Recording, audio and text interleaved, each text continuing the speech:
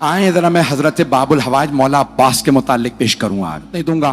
کون ہے حضرت عباس ابن علی؟ جن کے لیے تہجد میں مولا نے دعا مانگی ہو، وہ علی جن کے حسن حسین جیسے بیٹے ہوں اور کہیں پروردگارہ ایک ایسا بیٹا دے جو کربلا میں میری نمائندگی کرے. اللہ جانتا ہے نا کہ وہ علی جو مشکل کشا ہو. آج علی مانگ رہے ہیں، اب اللہ نے علی کے حساب سے عطا کیا. جب عطا کیا تو کہا علی میں آپ کو عباس دوں گا. عزیزان گرامی، جیسے ہی جناب امیر نے آغوش میں لیا تو جناب عباس نے انگڑائی لی تو مولا نے فوراً کہا ھذا عباسم، یہ عباس ہے. میں نے کسی مقام پہ پیش کیا تھا، شیر کی مختلف حالتوں اور کیفیتوں کے نام ہیں. اسد مطلق شیر کو کہا جاتا، شیر کو عربی میں اسد کہتے ہیں. ہر حالت کے الگ الگ نام ہیں. زرغام کہتے ہیں جو چیر پھاڑ کرنے والا شیر ہو. زیغم کہتے ہیں جو دوڑتا ہوا شیر ہو. حارس کہتے ہیں حفاظت کرتے ہوئے شیر کو. غضنفر کہتے ہیں بڑے اور بوڑھے شیر کو. توجہ، لیس کہتے ہیں غراتے ہوئے شیر کو. غراتا ہوا شیر کہلاتا ہے لیس، لام یہ اور سے، لیس غراتا ہوا شیر. اور حملہ کرتے ہوئے شیر کو کہتے ہیں حیدر. حملہ کرتا ہوا شیر حیدر. اور عباس کس شیر کو کہتے ہیں؟ تو میں نے لغت میں دیکھا تو مختلف معنی لکھے تھے. ایک جگہ لکھا ہے انگڑائی لیتے ہوئے شیر کو عباس کہتے ہیں. توجہ، دوسری لغت میں لکھا تھا، فیروز اللغات میں لکھا تھا عباس اس شیر کو کہتے ہیں جس سے شیر فرار کریں.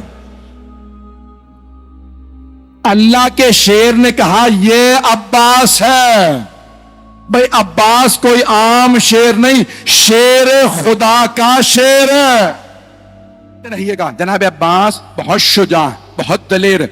اور میں نے کسی مقام پہ پیش کیا تھا، اشارہ کر رہا ہوں صرف، کہ بے انتہا خوبصورت تھے جناب علی مرتضیٰ، اور سب سے زیادہ آپ کی آنکھوں کی تعریف کی گئی ہے. مولا کی آنکھیں بہت بڑی بڑی تھی، اور جب آپ میدان جنگ میں جاتے تھے نا تو آپ دانت بھینچ لیتے تھے. جب ذوالفقار کھینچتے تھے نا تو دانت بھینچ کے ذوالفقار کو کھینچتے، آنکھیں سرخ ہو جاتی تھی. اکثر لوگ آپ کی آنکھوں کو دیکھ کے وہیں مر جاتے تھے. مولا علی آنکھوں سے دشمن کو کھا لیتے تھے. بڑے بڑے سورما کا پتا پانی ہو جاتا تھا. جناب امیر کی وہی آنکھیں جناب عباس کے پاس تھیں. جناب عباس بھی مولا کی طرح نقاب رکھ کے میدان میں اترتے تھے. مولا بھی نقاب اپنا تحت الحنک نکالتے تھے، اپنے امامے میں سے تحت الحنک نکالتے تھے اور میدان میں جاتے تھے. جناب عباس صفین میں صرف 13 برس کے تھے. اگر سننا چاہیں پڑھو، 13 برس کے تھے صفین میں. تو ایک مرتبہ جناب عباس علیہ السلام جناب امیر کی زرہ پہن کے مولا کی سواری پہ سوار ہوئے، مولا کی تلوار لی، میدان میں گئے.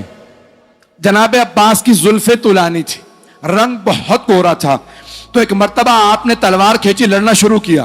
ساری فوج کہنے لگی علی آ گئے ہیں، علی آ گئے ہیں. تو دوسرے پوچھتے پتہ کیسے ہے؟ کہ آنکھیں وہی ہیں، تیور وہی ہیں.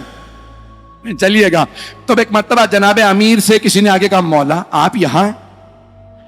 وہاں میدان جنگ میں ہر آدمی نے شور مچا رکھا ہے علی آ گئے، علی آ گئے. مولا مسکرائے، کہا لڑنے والے سے کہو علی نے بلایا. جناب عباس سے کسی نے کہا آپ کو علی نے بلایا، آپ نے نقاب نہیں اتارا. ایک مرتبہ سواری سے اترے، بس مولا کا نام آنا تھا، گھوڑے سے اترے، ہاتھ میں تلوار تھی، خون بہ رہا تھا تلوار سے، چہرے پہ ابھی بھی نقاب تھا. جیسے ہی جناب عباس کو آتا دیکھا نا تو جناب عباس کے سیاہ امامے پہ سیاہ بال چہرے پہ آئے ہوئے تھے، رنگ گورا تھا. مولا نے دور سے دیکھے کہا ھذا قمر بنی ہاشم، ھذا قمر بنی ہاشم، یہ بنی ہاشم کا چاند ہے. عزیزان گرامی، جس گھر میں ایک ہی خوبصورت ہو تو خاندان والے سارے القاب اسے دے دیتے، نہیں پہنچا سکا کہ بھئی یہ خوبصورت ہے، یہی چاند ہے، یہی سورج ہے، یہی ستارے، سب کچھ یہی ہے.